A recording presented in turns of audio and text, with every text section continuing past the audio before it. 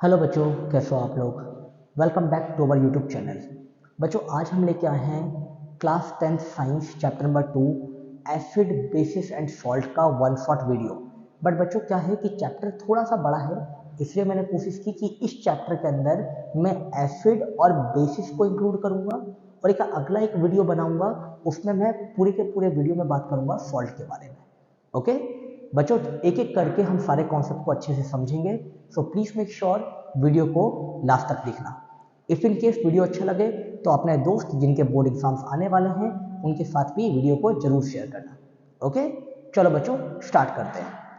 तो सबसे पहले से हमको ये समझना पड़ेगा कि एसिड्स क्या होते हैं।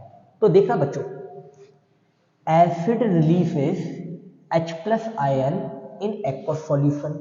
मतलब एसिड एक्वस सॉल्यूशन मतलब पानी में घोलने पे H+ आयन को रिलीज करते हैं। Asset turn blue litmus paper red. Acid बच्चों ब्लू लिटमस पेपर को रेड में कन्वर्ट कर देते हैं, चेंज कर देते हैं कलर। एसिड्स आर सोर इन टेस्ट। मतलब एसिड का जो टेस्ट होता है बच्चों वो हल्का सा खट्टापन होता है। ठीक है, अब अपन बच्चों मिनरल एसिड को टेस्ट नहीं कर सकते, ये बस जनरली बोलते हैं कि एसिड का टेस्ट जो होता है वो हल्का सा सार सार मतलब बच्चों थोड़ा खट्टेपन पे होता है। उसके बाद a strong acid gets completely ionised in water. अब देखो बच्चों ये बहुत इंपॉर्टेंट है। एक स्ट्रॉन्ग एसिड जिसको हम बोलते हैं मिनरल एसिड, जैसे हाइड्रोक्लोरिक एसिड हो गया, HCl, सल्फ्यूरिक एसिड हो गया, H2SO4, नाइट्रिक एसिड हो गया, HNO3, ये पानी में जब डालते हैं बच्चों तो ये कंप्लीटली आयोनाइज हो जाते हैं। अब कंप्लीटली आयोनाइज का मतलब क्या है कि अगर 100 मॉलिक्यूल ऑफ एसिड हैं तो वहाँ पे 100 मॉलिक्यूल H+ आयन रिलीज कर देंगे, इसको हम बोलते हैं कंप्लीटली आयोनाइज होना। वहीं पे अगर मैं एक वीक एसिड को लेके आता हूँ जैसे कि सिट्रिक एसिड हो गया, ठीक है, या फिर टार्ट्रिक एसिड हो गया, तो ये क्या करते हैं बच्चों, ये पानी में डालने पे आयोनाइज तो होते हैं लेकिन कंप्लीटली आयोनाइज नहीं होते हैं। मतलब हर एक एसिड H+ आयन को उतना 100% तरीके से रिलीज नहीं करता। तो strong acid completely ionise, weak acid does not get completely ionise. तो क्या लिखा है बच्चों, a weak acid is partially ionised, मतलब कि वीक एसिड कंप्लीटली आयोनाइज नहीं होते। चलो बच्चों आगे देखते हैं। अब बच्चों हमारे पास अगला टॉपिक है इंट्रोडक्शन टू बेसिस। अब बच्चों अपन बेस की प्रॉपर्टीज को समझते हैं। बेस की प्रॉपर्टीज क्या है sir? Basis release OH negative ion. कौन सा आयन रिलीज करते हैं बच्चों? Base OH negative. जबकि एसिड कौन सा आयन रिलीज कर रहा था? H positive. Basis turn red litmus paper blue. Basis बच्चों रेड पेपर को ब्लू में कन्वर्ट करते हैं। एसिड क्या करता था? रेड को, हाँ एसिड क्या करता था? ब्लू को रेड में करता था, और बेस क्या करता है? रेड को ब्लू में कन्वर्ट करता है। आगे, bases are bitter in taste. जो बेस का टेस्ट होता है बच्चों वो क्या होता है? बिटर होता है। बिटर मतलब कड़वा टाइप का होता है। उसके बाद if a base is soluble in water it is called alkali. मतलब कि बच्चों अगर कोई बेस पानी में डिसॉल्व हो जाता है उसको हम क्या बोलते हैं? अल्कली। अल्कली मतलब बच्चों strong base, water soluble base. If a base is insoluble in water it is called base. अगर बच्चों कोई बेस होता है वो पानी में डिसॉल्व नहीं होता, उसको या तो हम नॉर्मल बेस बोलते हैं या फिर बच्चों अपन उसको वीक बेस बोलते हैं। तो एक स्ट्रॉन्ग बेस पानी में डिसॉल्व हो जाएगा और उसको हम बोलेंगे अल्कली। एक वीक बेस पानी में डिसॉल्व नहीं होता है। क्लियर हुआ क्या सबको? सॉरी। तो बच्चों क्या हुआ? एसिड H+ आयन देगा, बेस OH नेगेटिव आयन देगा। एसिड ब्लू को रेड करेगा, बेस रेड लिटमस को ब्लू करेगा। एसिड सॉर इन टेस्ट होगा, बेस बिटर इन टेस्ट होगा। स्ट्रॉन्ग एसिड कंप्लीटली डिसोसिएट हो जाते हैं अपने आयन में, और जो स्ट्रॉन्ग बेस होते हैं बच्चों वो वाटर में इजीली सॉल्युबल हो जाते हैं। क्लियर हुआ सबको? ये था बच्चों हमारा इंट्रोडक्शन एसिड और बेस के बारे में। आगे चलते हैं बच्चों। आगे क्या है सर हमारे पास? आगे है बच्चों हमारे पास इंट्रोडक्शन टू इंडिकेटर्स। अब इंडिकेटर क्या होता है सर? हमने तो सर एक इंडिकेटर सुना है, वो होता है हमारी बाइक और कार में। अगर हमको मुड़ना होता है ना बच्चों तो हम क्या करते हैं? इंडिकेटर देते हैं। मतलब कि हम सामने वाले को संकेत देते हैं कि भाई मैं यहाँ से मुड़ने वाला हूँ। तो इसी प्रकार से बच्चों ऐसे केमिकल सब्सटेंस जो हमको इंडिकेशन देते हैं कि एक केमिकल सब्सटेंस एसिड है या बेस है, उसको हम क्या बोलते हैं, इंडिकेटर। मतलब ऐसे सब्सटेंस जो हमको ये बताते हैं कि कोई गिवन केमिकल कंपाउंड एसिड है या बेस है, वो क्या होता है, इंडिकेटर होता है। तो क्या लिखा है बच्चों, indicators are those substance which shows different colours in acid and alkaline solution. मतलब कि बच्चों वो एसिड में अलग कलर शो करेंगे और अल्कलाइन, अल्कलाइन मतलब बेस में अलग कलर शो करेंगे। आगे, litmus is a common indicator. Litmus paper जो होता है बच्चों, लिटमस सॉल्यूशन, वो एक कॉमन इंडिकेटर है। लिटमस क्या करता है बच्चों, एसिड के प्रेजेंस में रेड कलर का हो जाता है और बेस के प्रेजेंस में ब्लू कलर का हो जाता है। तो turn red in acidic and blue in alkaline. अगला, मिथाइल ऑरेंज। अब बच्चों देखो, मिथाइल ऑरेंज एक दूसरा इंडिकेटर है। ये क्या करता है, एसिड जब इसमें मिक्स करो तो ये रेड कलर का हो जाता है और बेस जब इसमें मिक्स करो तो ये येलो कलर का हो जाता है। देखते हैं क्या लिखा है। लिखा है methyl orange turn red in acidic solution and yellow in alkaline and neutral solution. मतलब मिथाइल ऑरेंज एसिडिक में हो जाएगा रेड और न्यूट्रल या बेसिक में क्या हो जाएगा बच्चों, येलो कलर का। आगे, phenolphthalein becomes colourless in acidic solution. बच्चों बहुत इंपॉर्टेंट है, फिनोप्थिलीन जो इंडिकेटर है वो एसिड में हो जाएगा कलरलेस और बेस में हो जाएगा बच्चों पिंक कलर का। किस कलर का, pink. And pink in alkaline solution. और लास्ट में क्या है बच्चों, red cabbage and turmeric are some natural indicator. कुछ नेचुरल इंडिकेटर बच्चों क्या है, रेड कैबेज और टर्मरिक। अब देखना बच्चों, समझना, बहुत इंपॉर्टेंट चीजें बता रहा हूं आपको। पहला, लिटमस पहला इंडिकेटर, एसिड में रेड, बेस में ब्लू। अगला, मिथाइल ऑरेंज, एसिड में रेड, बेस और न्यूट्रल में येलो। तीसरा, फिनोप्थिलीन, एसिड में कलरलेस और बेस के प्रेजेंस में पिंक कलर का। अब बच्चों एक और इंडिकेटर होते हैं जिसको हम बोलते हैं ऑल्फैक्टरी इंडिकेटर्स। क्या बोलते हैं बच्चों, ऑल्फैक्टरी इंडिकेटर्स। ऐसे इंडिकेटर जो अपनी स्मेल से बताते हैं कि सामने वाला जो केमिकल सब्सटेंस है वो एसिड है या बेस है। अब ऑल्फैक्टरी इंडिकेटर की जरूरत क्यों पड़ती है बच्चों, तो ऐसे बच्चे जो लेबोरेटरी में हैं लेकिन वो देख नहीं सकते, तो बच्चों ऑब्वियसली वो कलर को तो पहचान नहीं पाएंगे, तो उनके लिए बच्चों ऑल्फैक्टरी इंडिकेटर यूज किए जाते हैं। ऑल्फैक्टरी इंडिकेटर के एग्जांपल है बच्चों अनियन एंड वनीला। अनियन और वनीला क्या करते हैं बच्चों, एसिड के प्रेजेंस में वो अपनी स्मेल को बरकरार रखते हैं, लेकिन बेस के प्रेजेंस में अनियन एंड वनीला अपनी स्मेल को बच्चों वैनिश करते हैं, मतलब उनकी स्मेल जो रहती है वो खत्म हो जाती है। ये आपकी बुक में एक बहुत अच्छी एक्टिविटी भी है। तो अगेन याद रखना बच्चों, इंडिकेटर्स कलर चेंज करते हैं, ऑल्फैक्टरी इंडिकेटर स्मेल चेंज करते हैं। ऑल्फैक्टरी इंडिकेटर क्या क्या है, अनियन है और वनीला है।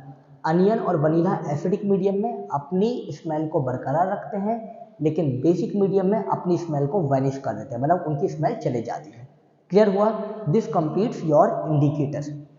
आगे देखते हैं बच्चों, आगे है बच्चों इंट्रोडक्शन टू पीएच स्केल। अब पीएच स्केल क्या बताता है सर, पीएच जो वर्ड है बच्चों वो होता है हमारा स्ट्रेंथ ऑफ हाइड्रोजन या फिर पावर ऑफ हाइड्रोजन। जितना ज़्यादा H+ आयन रिलीज होगा उसका मतलब सर उतना अच्छा एसिड है।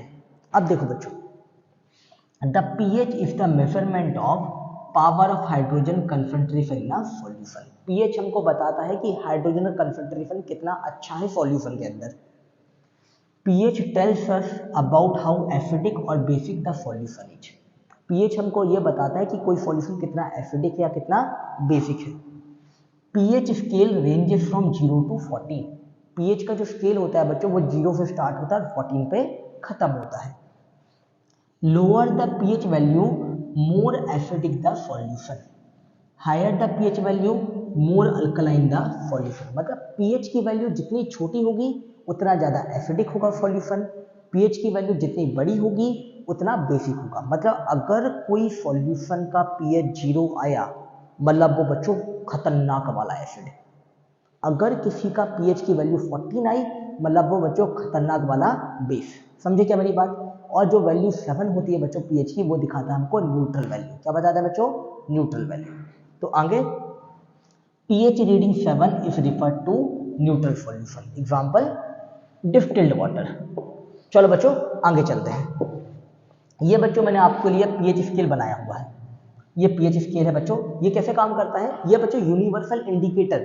यूनिवर्सल इंडिकेटर में क्या होता है बच्चों, आपका सॉल्यूशन होता है, उस सॉल्यूशन में आपको पट्टियां मिलती है, पट्टियां अलग अलग टाइप की पट्टी देती है बच्चों। आप जब उसको किसी भी सॉल्यूशन में डालोगे तो उस पट्टी का कलर चेंज हो जाता है, और फिर उस पट्टी को आप यहाँ पे रखते हो, और जिससे भी कलर मैच होता है तो वहाँ पे हमको पता चलता है जिस सॉल्यूशन में आपने उसको डिप किया था वो एसिड है या बेस है। लेट्स से मेरे पास बच्चों ये दो कटोरियाँ हैं, एक कटोरी और ये दूसरी कटोरी। मैंने इस पे बच्चों यूनिवर्सल इंडिकेटर जो रहते हैं उसकी बच्चों मैंने एक स्ट्रिप उठाई, एक पट्टी उठाई, मैंने उसको इसके अंदर डिप कर दिया, और जब मैंने उसको निकाला बच्चों तो वो मैच कर रहा था इस कलर से। मतलब मैं समझ गया कि उसका पीएच कितना है सर, उसका पीएच है 9। तो अगर इसका पीएच 9 है तो मतलब ये क्या होगा बच्चों, एसिड होगा कि बेस होगा। 7 से ज़्यादा है मतलब बच्चों ये बेस होगा। इस वाले के अंदर मैंने एक पट्टी डाली, इसका कलर देखा बच्चों, इसका कलर आ था यहाँ पे, इस जगह पे आ था बच्चों इसका। तो मतलब कि यहाँ पे मुझे पता चल गया कि इसका जो पीएच है वो कितना है बच्चों, इसका पीएच है 3। और अगर पीएच 3 है तो वो एसिड होगा कि बेस होगा सर, 7 से छोटा है मतलब एसिड होगा। तो that's how the universal indicator work. Clear हुआ सबको, आगे चलते हैं बच्चों। Very very very very very important topic, oxides. Oxide का मतलब क्या होता है बच्चों, कोई भी मेटल या नॉन मेटल जब ऑक्सीजन से रिएक्ट करता है बच्चों तो वो बनाता है ऑक्साइड। क्या, कोई भी मेटल या नॉन मेटल जब ऑक्सीजन से रिएक्ट करता है वो बनाता है ऑक्साइड। अब ऑक्साइड बच्चों देखो, simple short note, metallic oxide है मतलब कि सर वो होगा बेसिक इन नेचर। अगर नॉन मेटेलिक ऑक्साइड है वो होगा एसिडिक इन नेचर। और फिर एक आते हैं बच्चों हमारे एम्फोथेरिक ऑक्साइड। क्या आते हैं बच्चों, एम्फोथेरिक ऑक्साइड। एम्फोथेरिक ऑक्साइड बच्चों metallic as well as non metallic दोनों ऑक्साइड की जैसे बिहेव करते हैं। इसका मतलब amphoteric acidic as well as basic दोनों बिहेवियर को शो करते हैं। क्लियर हुआ, metallic oxide basic in nature, non metallic oxide acidic in nature, amphoteric oxide both acidic as well as basic in nature. तो क्या है बच्चों, व्हेन एलिमेंट्स रिएक्ट और burn in presence of oxygen they form oxide. जब element oxygen की presence में burn होते हैं वो क्या बनाते हैं, oxide. Non metallic oxides are acidic in nature. Non metallic oxide क्या करते हैं सर, एसिडिक होते हैं नेचर के, और वो पानी में डिसॉल्व होकर क्या बनाते हैं, acid. Metallic oxides are basic in nature, if soluble in water they produce alkali. Non metallic oxide के जो मेटल होते हैं उनके ऑक्साइड होते हैं बेसिक इन नेचर, और अगर सर वो पानी में घुल गए तो वो बनाएंगे strong base, alkali. Neutral oxide does not react with acid और बेस। जो न्यूट्रल ऑक्साइड होते हैं ना तो वो एसिड से रिएक्ट करते हैं ना तो वो बेस से रिएक्ट करते हैं। Example carbon monoxide. Most important है amphoteric oxide. Amphoteric oxide shows both acidic and basic behaviour. Amphoteric oxide बच्चों एसिडिक और बेसिक दोनों बिहेवियर शो करते हैं। तो वो एसिड से भी रिएक्ट कर जाते हैं और बेस के साथ भी रिएक्ट कर जाते हैं। और बच्चों acid plus base gives you salt plus water, do not forget this thing, neutralisation reaction. चलो भाई आगे चलते हैं। ये बच्चों मैंने एक छोटा सा चार्ट बनाया है आपके लिए, mind map. Acidic oxide react with base to form salt, basic oxide react with acid, बच्चों ये गलती है, react with acid to form salt. Neutral oxide do not react with acid और बेस, न्यूट्रल ऑक्साइड किसी से react नहीं करते। एम्फोथेरिक oxide दोनों के साथ रिएक्ट करते हैं, मतलब एसिडिक ऑक्साइड किसके साथ रिएक्ट करेगा, बेस के साथ। बेसिक ऑक्साइड किसके साथ रिएक्ट करेगा, एसिड के साथ। न्यूट्रल ऑक्साइड किसी के साथ रिएक्ट नहीं करेगा, खुश है वो अपने जीवन में। एम्फोथेरिक ऑक्साइड उसको भैया दोनों के साथ रिएक्ट करना है, एसिड आएगा वो बेस जैसे बिहेव करेगा, बेसिक आएगा वो एसिड जैसे बिहेव करेगा। क्लियर हुआ सबको, आगे बढ़ते हैं। Chemical properties of acid. बच्चों एसिड की केमिकल प्रॉपर्टीज के बारे में कुछ कुछ बातें समझते हैं अपन। तो पहली जो केमिकल प्रॉपर्टी है बच्चों, याद रखो प्लीज, इसके नोट पॉइंट बनाओ। Acid plus metal give you salt plus hydrogen. एक एसिड जब मेटल के साथ रिएक्ट करता है तो वो सॉल्ट बनाता है और हाइड्रोजन बनाता है। मैं आपको सिखाता हूं बच्चों, मैं एक पेज लेता हूं और मैं आपको सिखाता हूं। कोई भी एक एसिड बताओ बच्चों, कोई भी एक एसिड, लेट्स से HCl,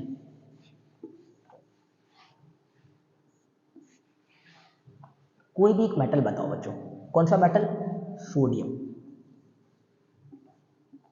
अब बच्चों जरा मुझे एक बात बताओ, मुझे जरा आप एक बात बताओ, अभी मैंने पिछले वीडियो में आपको एक रिएक्शन सिखाया था, कौन सा था बच्चों, वो displacement reaction. More reactive substance displaces the less reactive substance. अब जो सोडियम है ना बच्चों, मेटल, सोडियम जो मेटल है वो हाइड्रोजन से ज़्यादा रिएक्टिव है, तो वो उसको क्या कर लेगा, वो उसको डिस्प्लेस करके क्लोरीन के साथ आगे मिल जाएगा, तो क्या बन जाएगा बच्चों, NaCl। तो प्लस, अब यहाँ से Na और Cl तो कंबाइन हो गए, तो बचा कौन, H। अब आपको पता है बच्चों H अकेले तो निकलता नहीं है, इसको बैलेंस कर देते हैं, यहाँ पे भी 2 ले लेते हैं, यहाँ पे भी 2 ले लेते हैं, यहाँ पे भी 2 ले लेते हैं, तो यहाँ पे H2 गैस यहाँ से इवॉल्व हो जाती है, समझे क्या। तो acid plus metal give you salt plus hydrogen gas. अब कैसे पता चलेगा सर कि जो गैस निकली है वो क्या है, हाइड्रोजन गैस। बच्चों एक सिंपल सा टेस्ट होता है, अगर आप एक कैंडल को वहाँ पे लेके आओगे, it will start burning with a popup sound. तो हाइड्रोजन गैस को डिटेक्ट करने के लिए टेस्ट क्या होता है, bring a candle flame near to it, it will burn with a popup sound. Popup sound आया मतलब कि बच्चों हाइड्रोजन गैस का इवोल्यूशन हुआ है वहाँ पे। क्लियर हो सबको, चलो भाई आगे चलते हैं। अगली प्रॉपर्टी क्या है sir, acid plus metal carbonate give you salt plus water plus carbon dioxide. मतलब एसिड किसी मेटल के कार्बोनेट या मेटल के बाइकार्बोनेट के साथ रिएक्ट करेगा तो सॉल्ट बनेगा, कार्बन डाइऑक्साइड बनेगा और वाटर बनेगा। देखते हैं भाई कैसे। देखो एक एसिड लिया बच्चों मैंने, लेट्स से इस बार मैंने एसिड ले लिया बच्चों Ha2SO4 सल्फ्यूरिक एसिड। एक मेटल कार्बोनेट ले लिया बच्चों, एक मेटल कार्बोनेट ले लिया, मेटल कार्बोनेट कैसे, let's say sodium carbonate Na2CO3, क्या ले लिया बच्चों, सोडियम कार्बोनेट Na2CO3। अब ये जब रिएक्ट करेंगे सर, तो मैंने क्या बताया कि इसका मोर रिएक्टिव इसके एनायन से आके मिल जाएगा बच्चों, तो आपको क्या बन जाएगा, आपको मिल जाएगा Na2SO4, आपको मिल जाएगा बच्चों सोडियम सल्फेट। अब क्या बचा बच्चों, यहाँ पे बचा आपका H2 और यहाँ पे क्या बचा बच्चों आपका, यहाँ पे बचा आपका CO3। अब CO3 जो है ना बच्चों, उसके अंदर होता है CO2 और CO2 ना बहुत जल्दी निकलने की कोशिश करता है, CO2 चाहता है कि वो निकल जाए, तो यहाँ से बच्चों फिर CO2 निकल गया। अब CO3 में से जब CO2 निकल जाएगा, CO3 मतलब 3 ऑक्सीजन, CO2 मतलब 2 ऑक्सीजन निकल गए, तो कितना बचा, 1 ऑक्सीजन। अब 1 ऑक्सीजन और ये 2 हाइड्रोजन मिलके क्या बना लेंगे, H2। तो मतलब कि बच्चों जब भी आपका एक एसिड किसी मेटल कार्बोनेट के साथ या मेटल बाइकार्बोनेट के साथ रिएक्ट करता है, तो वो क्या बनाता है बच्चों, वो बनाता है salt plus water plus carbon dioxide. Clear हुआ क्या सबको, आगे चलते हैं बच्चों। अगला है बच्चों हमारे पास acid plus base, acid plus base gives you salt plus water, इसको बोलते हैं न्यूट्रलाइजेशन रिएक्शन। पिछले चैप्टर में ही बच्चों आपको सिखाया था, acid plus base give you salt plus water. इसको ही बच्चों अपन करके देखते हैं। एक पेज ले लेते हैं, एक एसिड HCl, एक बेस NaOH सोडियम हाइड्रोक्साइड। अब देखो भैया क्या होने वाला है, NaCl के साथ रिएक्ट कर लेगा, क्या बन जाएगा NaCl प्लस, यहाँ कौन बचा H, यहाँ कौन बचा OH, HOH कंबाइन होकर क्या बनाएंगे H2O। तो acid plus base give you salt plus water and the reaction is called neutralisation reaction. Clear, आगे देखते हैं। अगला क्या है बच्चों, acid plus metallic oxide give you salt plus water. अब बच्चों एसिड को अगर मेटालिक ऑक्साइड के साथ रिएक्ट कराएंगे तो वो सॉल्ट प्लस वाटर बनाएगा, बट हमको तो पता है कि acid plus base salt plus water बनाता है।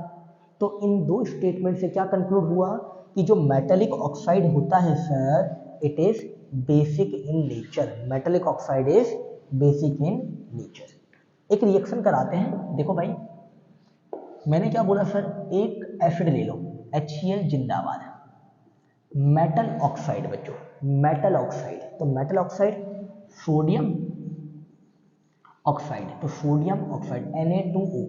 बच्चों मैं आशा करता हूं कि आपको केमिकल फॉर्मूले लिखते आते होंगे। इफ इन केस अगर आपको केमिकल फॉर्मूले लिखते नहीं आते हैं, प्लीज़ मुझे कमेंट करना, I will definitely make a video for you जिसमें मैं आपको सिखाऊंगा कि केमिकल फॉर्मूले कैसे लिखे जाते हैं। ओके, अब देखो सर ये Na किसके पास आ जाएगा, Cl, बट कितने Na है, 2, तो यहाँ पे कितना आ जाएगा 2HCl।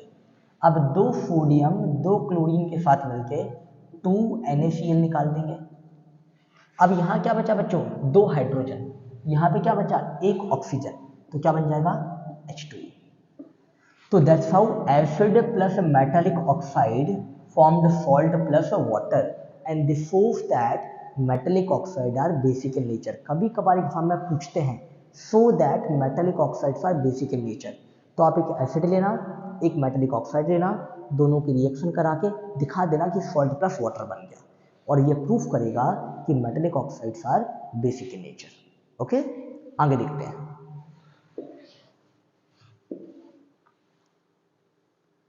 Common properties of acid and bases. अब एसिड और बेस में बच्चों कॉमन प्रॉपर्टी क्या होती है, तो समझना, acid produce H+ ion in presence of water, hydrogen ion can not exist alone, thus it react with water to produce hydronium ion. तो देखो बच्चों हमने क्या बोला कि एसिड H+ आयन को रिलीज करते हैं, बट H+ आयन कभी अकेले नहीं रह सकता, तो H+ H2O के साथ रिएक्ट करके H3O बना लेता है। क्या बना लेता है बच्चों, H3O, और उसको हम बोलते हैं हाइड्रोनियम आयन, मतलब कि H+ प्लस H2O, और ये क्या दे देगा बच्चों हमको, ये दे देगा हमको H3O। बट सर ऑक्सीजन तो 2 ही बॉन्ड बनाता है, लेकिन यहाँ पे 3 बॉन्ड बना रहा है, इसलिए बच्चों यहाँ पे क्या जाता है, एक पॉजिटिव, इसको हम बोलते हैं hydronium ion H3O positive.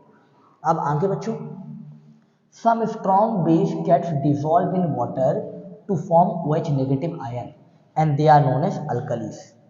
Most important, all alkalis are bases but not all base are alkali. मतलब कि बच्चों एसिड एक्वस सॉल्यूशन में H+ आयन रिलीज करते हैं और बेस एक्वस सॉल्यूशन में OH नेगेटिव रिलीज करते हैं, और ये बच्चों कॉमन प्रॉपर्टी है एसिड और बेस की, और इसी कॉमन प्रॉपर्टी की वजह से बच्चों both acid and base can conduct electricity, acid हो चाहे बेस हो, दोनों के दोनों इलेक्ट्रिसिटी को कंडक्ट कर सकते हैं। क्लियर हुआ, आगे देखते हैं। पीएच इन एवरीडे लाइफ बच्चों, very very very important topic, यहाँ से क्वेश्चंस बन के आते हैं, छोटी छोटी चीजें हैं, समझते हैं। पहला, human body work with in the pH of 7 to 7.8। Human की बॉडी बच्चों 7 से लेकर 7.8 के पीएच पे काम करती है, और ह्यूमन ब्लड का पीएच अप्रोक्सीमेटली 7.4 के बराबर होता है। अगला, if pH of rain water falls below 5.6 it is called acid rain. अगर कभी बारिश के पानी का पीएच हमने नापा और अगर वो 5.6 से कम आया, इसका मतलब वो जो बारिश हुई है उसको हम क्या नाम देंगे बच्चों, एसिड रेन नाम देंगे। आगे, sometimes due to excessive HCl in stomach we feel pain and irritation. To get rid of acidity we use antacid that is base, MgOH का whole twice is mostly use for this purpose. मतलब इतनी सारी कहानी नहीं, मैं बताता हूँ। कभी कभार बच्चों हम खा लेते हैं बढ़िया चटपटा, या कभी कभार बच्चों हमको होती है बहुत सारी टेंशन, तो हमारे पेट में जो HCl एसिड होता है ना, वो थोड़ा सा एक्सेस अमाउंट में रिलीज हो जाता है। अब आपको पता है कि हमारे पेट की लाइनिंग में बच्चों क्या होता है, म्यूकस, वो बेसिक इन नेचर का होता है, इसलिए वो एसिड के प्रभाव को रोकता है। बट जब एसिड एक्सेस अमाउंट में रिलीज हो जाता है ना बच्चों, तो म्यूकस उसके सामने हारने लगता है और हमको पेट में होने लगती है जलन, और इसको हम बोलते हैं एसिडिटी। और जब बच्चों एसिडिटी होती है तो हमको क्या याद आता है, हमको याद आता है बच्चों इनो।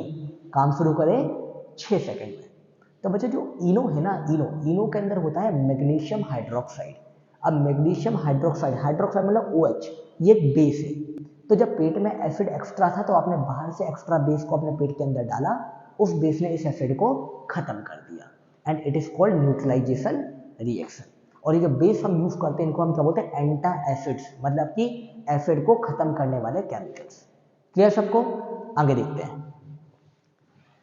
अगला क्या है बच्चों, when pH of tooth enamel fall below 5.5 it start decaying. To avoid this we use toothpaste every day which is basic in nature. अब देखो भाई क्या होता है, हम रोज खाना खाते हैं, मैं अच्छा बच्चा हूँ, मैं ब्रश करके सोता हूँ, बहुत सारे बच्चे ब्रश करके नहीं सोते। रात में क्या होता है बच्चों कि हम जब खाना खाते हैं तो हमारे मुंह के अंदर बैक्टीरिया आ जाते हैं। अब वो बैक्टीरिया क्या करते हैं बच्चों, वो बैक्टीरिया एसिडिक मीडियम क्रिएट करते हैं।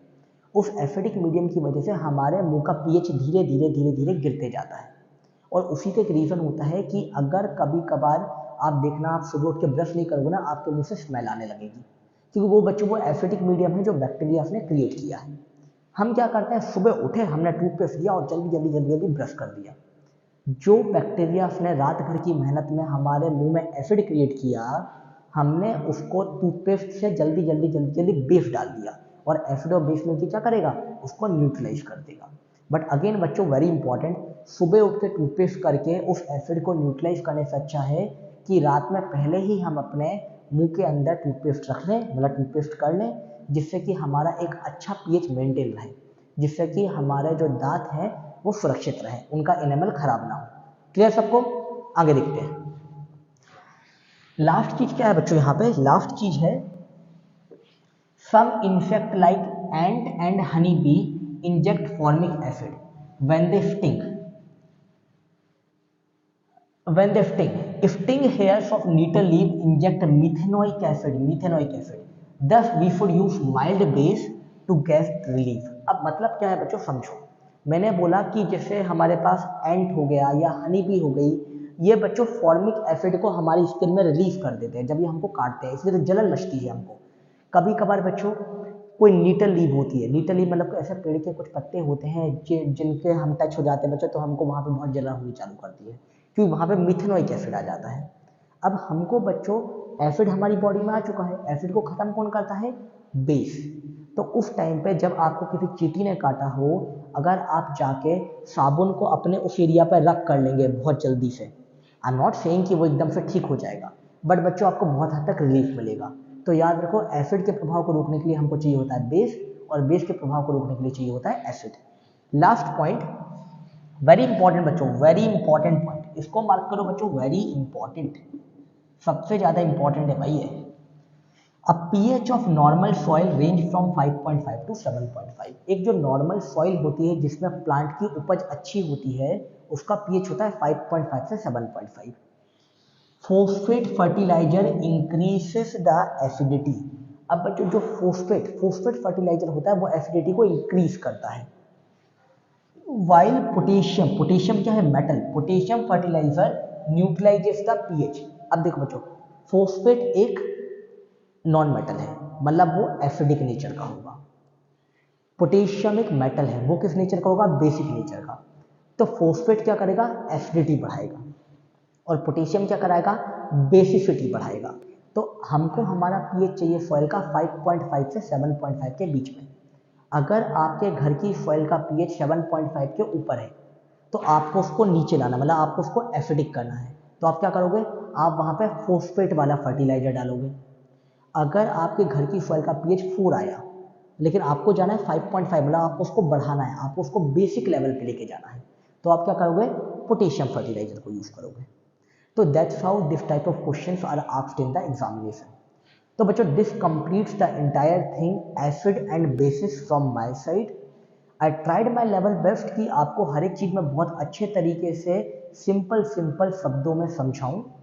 इफ इन केस आपको कोई और डाउट्स हैं बच्चों इस वीडियो में, please feel free to comment in the video. I will make sure कि आपके जो भी डाउट्स होंगे मैं उन सब के ऊपर आपके सॉल्यूशन वीडियोस बना के दूंगा।